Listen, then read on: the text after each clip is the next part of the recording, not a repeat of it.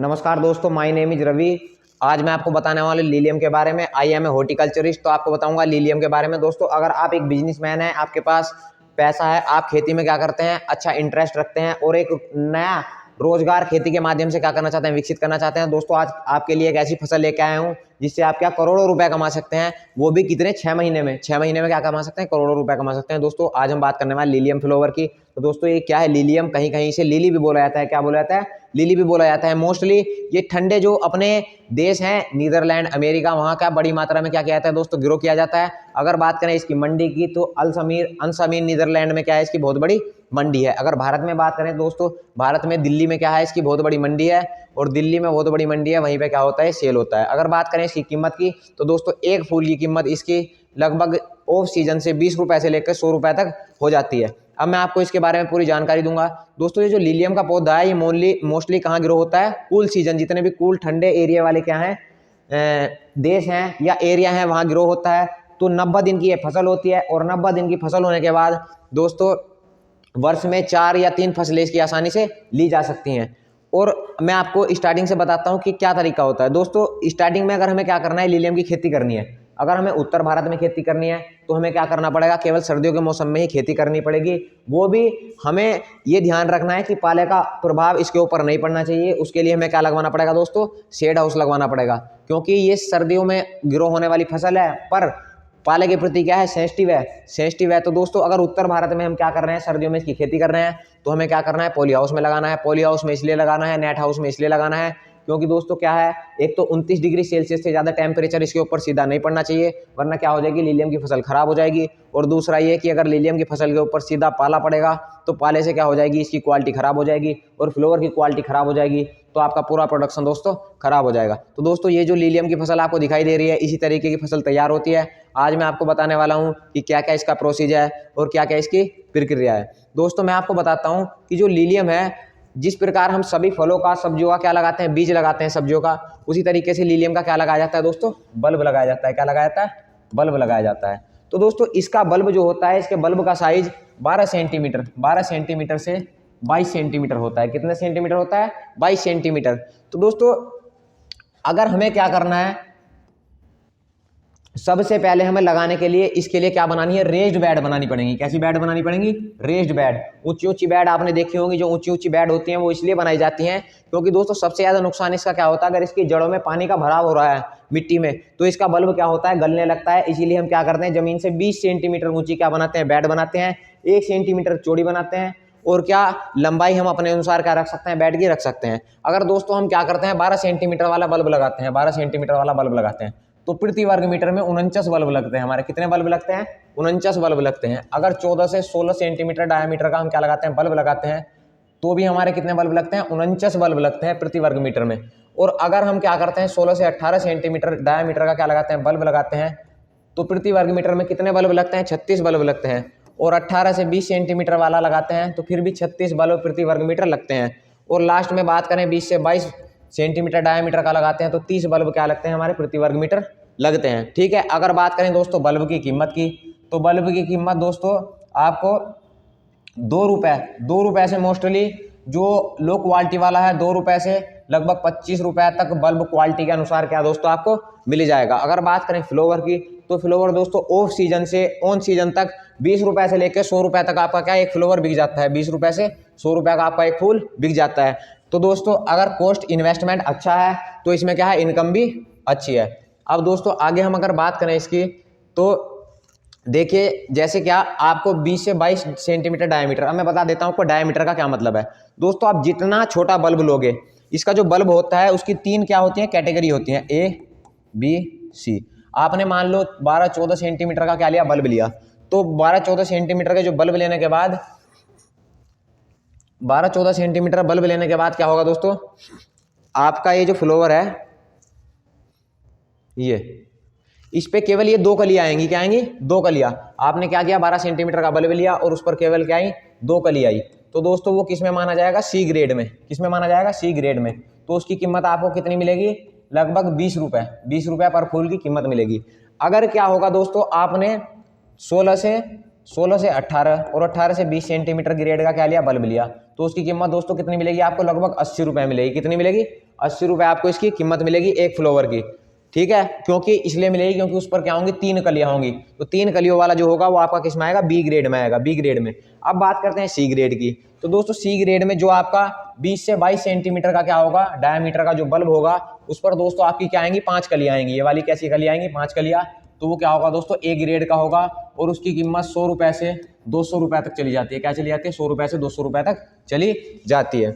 अब दोस्तों बात करें अगर हम किसकी, लीलियम की। तो दोस्तों लीलियम की बात करें, 1 हेक्टेयर में मान लो प्रति वर्ग मीटर, मैंने आपको क्या बताया कि 1 वर्ग मीटर में कितना लग रहा है दोस्तों, 1 वर्ग मीटर में, 1 वर्ग मीटर में कितने लग रहे हैं, 30 बल्ब लग रहे हैं। तो हमें कितने में लगाने, 10,000 वर्ग मीटर में, 10,000 वर्ग मीटर में।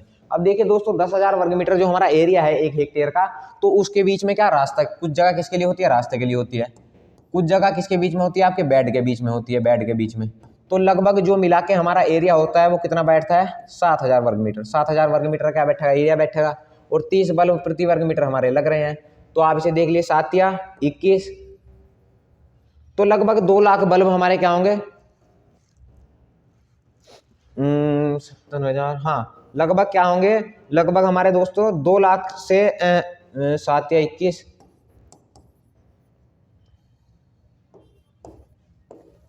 2 लाख बल्ब, 2,10,000 क्या होंगे दोस्तों, बल्ब लग जाएंगे। ठीक है, 2,10,000 बल्ब लगेंगे। तो 2,10,000, अब देखिए आप 2,10,000 आपके क्या लगे, बल्ब लगे। तो अब आपका एक बल्ब कितने का बिक रहा है, ₹100 का बिक रहा है फ्लावर।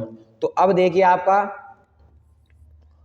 2 करोड़ सीधा सीधा कहाँ आपका पहुंच गया, 2 करोड़ के आसपास क्या होगा, आपकी इनकम होगी। दोस्तों इन्वेस्टमेंट अच्छा है तो क्या है, आपकी इनकम भी इसमें अच्छी है। अब दोस्तों मैं आपको पूरी डिटेल से इसके बारे में जानकारी बताता हूँ।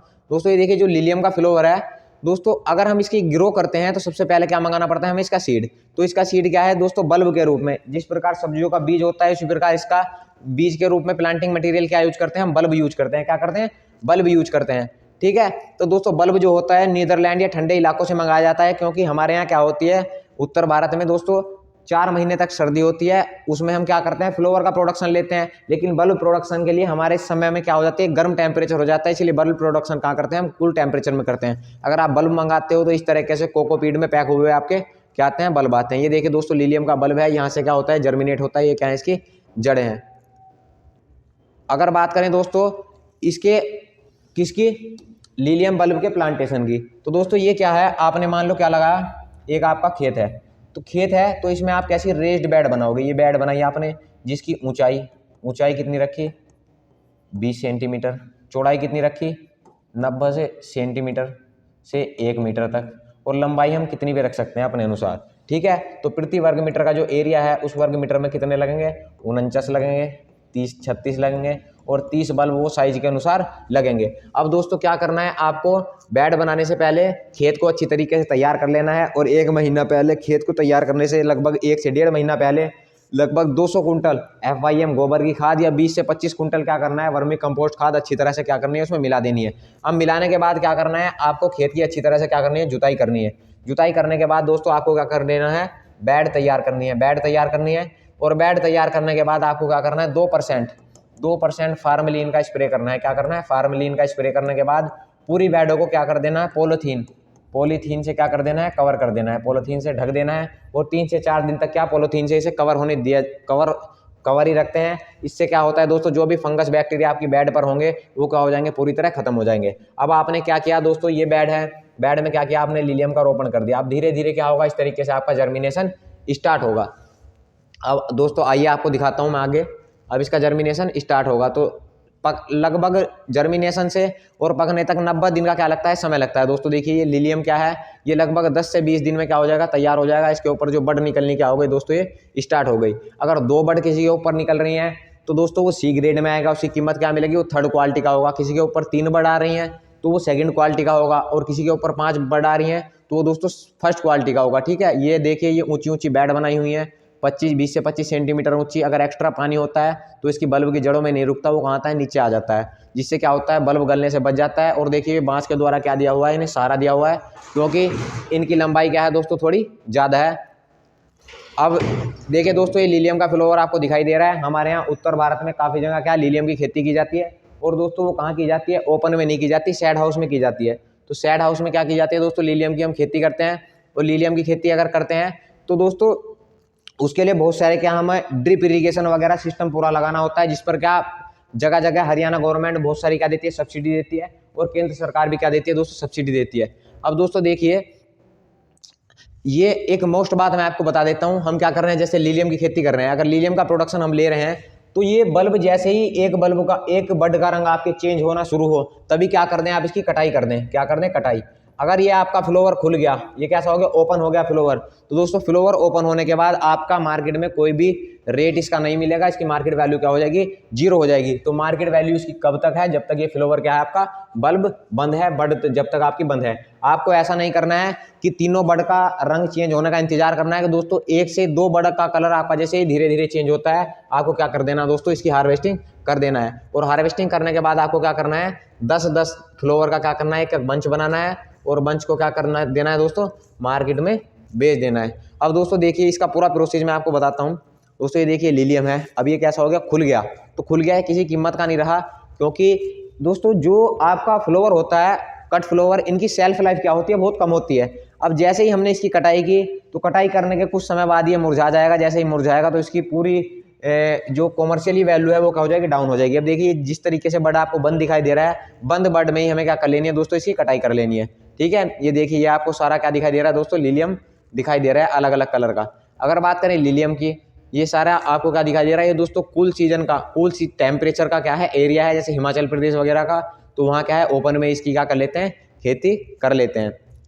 अब दोस्तों देखिए, ये हार्वेस्टिंग की बात करें तो जब 90 से 100 दिन आपके हो जाते हैं, क्या हो जाते हैं, 90 से 100 दिन हो जाते हैं, और आपकी एक बड का कलर, ये है ना बड, एक बड का कलर धीरे धीरे चेंज होना स्टार्ट हो जाता है, तो हम पूरे बड को क्या कर लेते हैं, तोड़ लेते हैं। फिर तोड़ने के बाद हम क्या कर लेते हैं, इसकी ग्रेडिंग कर लेते हैं, यानी जिस पे 2 बड हैं उसे सी ग्रेड में रखेंगे, जिस पर 3 बड हैं उसे बी ग्रेड में रखेंगे, और जिस पर 5 बड हैं उसे ए ग्रेड में रखेंगे, और उसी के हिसाब से क्या कर देंगे, इसकी मार्केटिंग कर देंगे। अब दोस्तों यहाँ नीचे से हम क्या कर देंगे, इसकी कटाई कर रहे हैं, कटाई करने के बाद हम 10-10 के क्या इसके बंच बनाएंगे, और बंच बनाने के बाद क्या करेंगे दोस्तों, मार्केट में इसे हम बेच देंगे। अब दोस्तों बात करें लीलियम की, तो दोस्तों ये 90 दिन की फसल है। अगर उत्तर भारत में आप लगाना चाहते हैं, आपका यहाँ ठंड नहीं होती, केवल 4 महीने की सर्दी होती है, तो 1 क्रॉप आप इसकी आसानी से ले सकते हैं। ठीक है, लेकिन क्या है कि पहले से आपको इसे बचा के रखना है। आपको क्या करना है, इसका बल्ब बाहर से मंगा लेना है, और बल्ब मंगाने के बाद दोस्तों इस वन टाइम आपका अच्छा इन्वेस्टमेंट होगा, लेकिन उसके बाद दोस्तों क्या होगा, आपका इनकम भी क्या हो जाएगी, अच्छी जनरेट होगी।